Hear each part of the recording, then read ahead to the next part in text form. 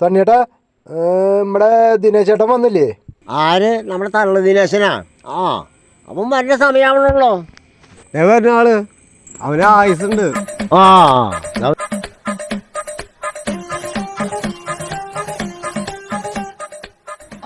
എന്താ നേരം വൈകിയ? ഒരു കല്യാണം ഉണ്ടായിരുന്നു നമ്മുടെ കാഞ്ഞിപ്പുറത്തെ ദേവസ്വന്റെ മോന്റെ കല്യാണം. കല്യാണം ഇതൊന്നല്ല, ജീവിതത്തിൽ ഞാൻ മറക്കില്ല. ഒറ്റപ്പാലത്തിൽ കല്യാണം അടിപൊളി കല്യാണമായിരുന്നു. കല്യാണമൊക്കെ കഴിഞ്ഞ് ഭക്ഷണമൊക്കെ കഴിച്ച് ബിരിയാണിയൊക്കെ കഴിച്ച് എനിക്ക് ഈ ഭക്ഷണം കഴിച്ച് കഴിഞ്ഞാൽ ഒന്ന് വലിക്കണം. ചിലർക്ക് ഉണ്ടാ പരിപാടി. കല്യാണ വീടാണെങ്കിൽ ഈ റെയിൽവേ സ്റ്റേഷൻ്റെ അടുത്താ, ഒറ്റപ്പാലാണല്ലോ, അറിയാലോ. ആ, എനിക്കറിയാം. ഞാൻ അപ്പുറത്ത് കടന്ന് റെയിൽവേ ക്രോസ് ചെയ്ത് കടന്ന് ഒരു സീറ്റ് മേടിച്ച് ഇപ്പുറത്ത് കടന്നിട്ട് വലിക്കാൻ വെച്ചിട്ട് ഞാൻ ഇങ്ങോട്ട് കടന്നു. ഇതിനിടയിൽ വന്ദമാര് ട്രെയിൻ പെട്ടെന്ന് അങ്ങോട്ട് കടന്നുപോയി. ഞാൻ അത്ര ശ്രദ്ധിച്ചു. ഇങ്ങോട്ട് കടന്ന് തീപ്പെട്ടിയെടുത്ത് സീറ്റ് കത്തിച്ച് വെക്കാൻ നേരത്ത് തല കാണാലെന്ന്. ആരെ തല? എൻ്റെ തല. തല പിന്നെ നോക്കുമ്പോൾ ട്രാക്കിൽ കിടന്ന് ഉരുള്. ഭയങ്കര തള്ള തന്നെ. തല കൊണ്ടുവന്ന് വെച്ചു ഒരു കണക്കിന് ഞാൻ അവിടെ നിന്ന് രക്ഷപ്പെട്ടു. അതൊന്നും ഞാൻ മറക്കില്ല. ഓ, അത് നന്നായി. അല്ല ദിനേശ, അന്ന് കാട്ടിയപ്പോ പുലിനെ പിടിക്കാൻ പോയി കേസ് എന്തായി? ആ, അത് ഇതിലും വലിയൊരു സംഭവമാണ്. ഓ, നുണയാലും കേൾക്കാറുണ്ട്. ആ, അത് ഞാൻ പറയാം. അതായത് അത് ഫോറസ്റ്റുകാർ എന്നെ വിളിച്ചൊരു കേസാണ്. അതായത് നമ്മുടെ മുപ്പിളിയം ഭാഗത്ത് പുലി ഇറങ്ങിയിട്ട് ജനങ്ങൾക്ക് ഭയങ്കര പ്രശ്നം. അത് ഈ നാട്ടിലിറങ്ങിയ പുലികൾ ഈ പട്ടിന് കോഴിനെ ആടിനൊക്കെ പിടിച്ചിട്ട് ജനങ്ങൾക്ക് ജീവിക്കാൻ പറ്റാത്ത തൊഴിൽക്കടായി. പഞ്ചായത്തിൽ അറിയിച്ച് അവിടെ ഇവിടെയൊക്കെ പറഞ്ഞിട്ട് ഒരു രക്ഷയില്ല. അങ്ങനെ തോറ്റു. ഫോറസ്റ്റുകാരാണെങ്കിൽ ഈ പുലിനെ പിടിക്കാനായിട്ട് പല പ്രാവശ്യം പോയിട്ട് കെണി വെച്ചിട്ട് പുലിനെ കിട്ടണല്ലേ. അപ്പോൾ ഈ ഫോറസ്റ്റ് ഡിപ്പാർട്ട്മെൻറ്റിൽ 1-2 പേര് വാച്ചർമാർ എന്നെ അറിയുന്നുണ്ട്. അവർ ഈ റേഞ്ച് ഓഫീസറോട് പറഞ്ഞു, സാറേ ഒന്നും വിചാരിക്കില്ലെങ്കിൽ ഒരു കാര്യം ഞാൻ പറയാം.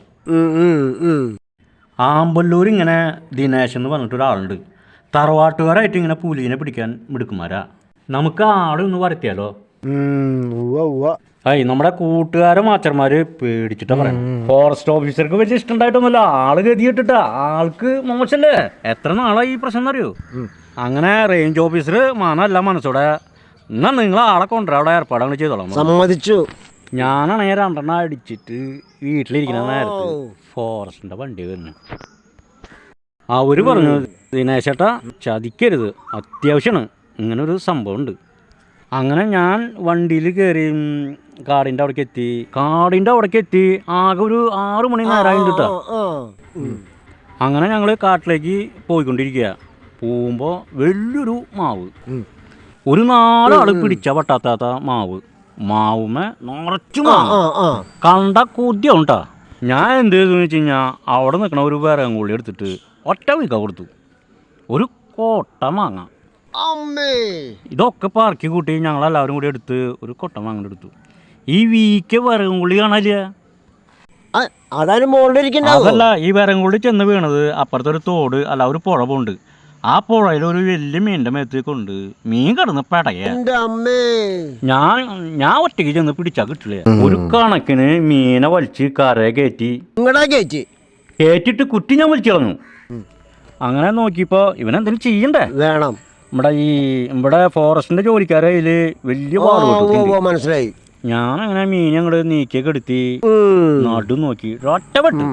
ഒരു കഷ്ണം കാണാനില്ല, തെറിച്ചാ പോയി. അതിന്നൊരു കഷ്ണം പോയി. അപ്പം ഞങ്ങൾ വരുന്ന വഴിക്കൊരു വലിയൊരു കുഴി ഉണ്ടായി. ഈ മുറിഞ്ഞു പോയ കഷ്ണം ആ കുഴിയുടെ മുകളിൽ അങ്ങോട്ട് ഇരുന്നിട്ട് കുഴിയാ മൂടിപ്പോയി. എന്താ തരം, ഇത്ര വലിയ മീനായിരുന്നു. അങ്ങനെ ഈ സൂപ്പറായിട്ട് അങ്ങോട്ട് നോക്ക്. നീ പറഞ്ഞു ഈ മീനൊക്കെ ഞങ്ങൾ എല്ലാവരും അവരവർക്ക് വേണ്ടതൊക്കെ പാക്ക് ചെയ്ത് വെച്ച് ഏകദേശം സമയം നല്ല ഇരുട്ടായിട്ടുണ്ട് കേട്ടോ. ഒരു 9 മണി 10 മണി ആവാറായിട്ടുണ്ട്. വീണ്ടും ഞങ്ങൾ കാടിൻ്റെ ഉള്ളിലേക്ക് പുലിനെ പിടിക്കാണ്ട് വരില്ലല്ലോ. പിടിക്കണം. കാടിൻ്റെ ഉള്ളിൽ പോയി. അങ്ങനെ കാടിൻ്റെ ഉള്ളിൽ പോയി ഉൾക്കാട്ടിലെത്തി. ചെറിയൊരു ശബ്ദം ഞാൻ കേട്ടു. അപ്പോൾ കൂടെ ഉള്ള നമ്മുടെ ഫോറസ്റ്റിൻ്റെ ജോലിക്കാരോട് പറഞ്ഞു, സാറേ ഇനി ശ്രദ്ധിച്ച് നമുക്ക് പോവാം. അങ്ങനെ ജീപ്പ് ഒരു സൈഡിൽ ഒതുക്കി നിർത്തി ശബ്ദം കേട്ട ഭാഗത്തേക്ക് പതുക്കെ നോക്കിയപ്പോൾ കാടിൻ്റെ ഉള്ളിൽ തിളങ്ങണ്. കണ്ണിങ്ങനെ കിടന്ന് തിളങ്ങണ്. ഇതങ്ങനെ അകലെ കിടന്ന് തിളങ്ങ്. അപ്പം നമ്മുടെ ഇരട്ടക്കുഴൽ തോക്ക് അത് കാരണവരായിട്ട് കിട്ടിയുള്ളതാണ്. അകലെ കാണണ കണ്ണ് ലക്ഷ്യാക്കിട്ട് ഓടി വന്ന് പറഞ്ഞ് ഓടിച്ചെന്ന് ഞാൻ നോക്കിയപ്പോ ഒരു മിന്നാമിന്നി 2 കഷ്ണമായിട്ട് കിടക്കുന്നു. ഷോ അപ്പൊ പുലിയല്ലേ അത്? മിന്നാമിന്നി. അപ്പൊ ചേട്ടാ ശരി, ഞാൻ പോട്ടെ. ഇരിക്കേ, ഈ വെള്ളപ്പൊക്കവും കൊറോണയൊക്കെ വന്ന് നമ്മൾ സഹിച്ചാലേ ഒരു 5 മിനിറ്റ് കൂടി ഇരിക്കേ. എൻ്റെ പൊന്നു ചേട്ടാ, ഞാൻ ഈ കമ്പി വളയ്ക്കാൻ വന്നതാ. ഇങ്ങേര് നന്നായിട്ട് തള്ളി ഇത് വളച്ച് തന്നിട്ടുണ്ട്. ഇനി ഞാനിവിടെ ഇരുന്നാൽ ഇത് ഒടിഞ്ഞു പോകും. അപ്പം ശരി, പോട്ടെ. അവന് കരുവാന് കൊടുക്കണ കാശ് ലാഭമായി. ഹലോ, ആ ശരി ശരി, ഞാൻ വരാം. ഞാൻ പോട്ടെ. ചെല്ലി ഞാൻ അടുത്ത സ്ഥലത്തായിക്കോട്ടെ.